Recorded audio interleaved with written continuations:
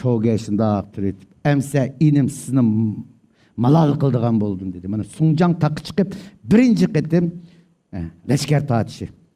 Aqaqıdan 2-3 qitim leşker tatıdı. Mesela birinci qitim Jujamatini yok qılıdı qoruqini. İkinci qitim ordudan tazlaşıp kelgen Xuyensenni mag'lub qilib uni el qılıdı.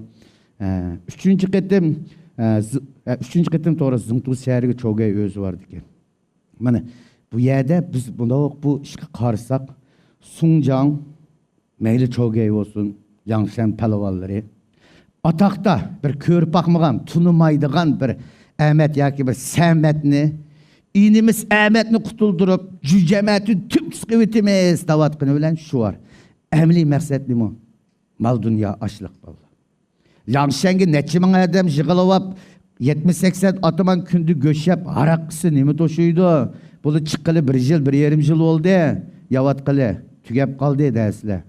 Jujamat qo'riqi degan Azmatxonning qo'riqi o'xshash bir bayashat qo'riqchi ma bu. Bular ataqda Ahmetni ya Sametni qutuldiramiz. Voy, mardlik birinchi deb guldirlab tushyapti. Ahmet Sametni yo'tkab chiqmaydi.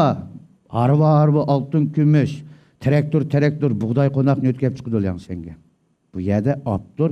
Ben abay dedim-ku, çünkü televiziya teatri nayt san'atlashtirilib, nayt bir süpürilib, topçanlarını etib quyulayotgan narsa shu bu. Biz optur, asli opturmuş, To'chchoң asarining asli nusxasini o'qib baqili.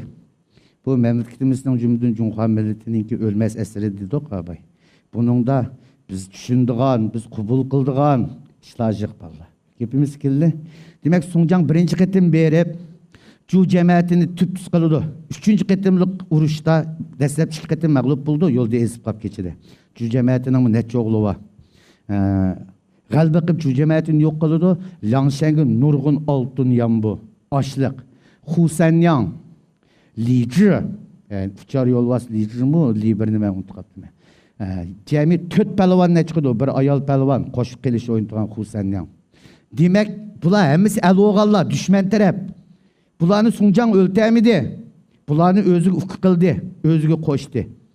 Taqqa chiqdi. Bular bundan keyin Yangshanning 108 atamanning birisiga aylandi.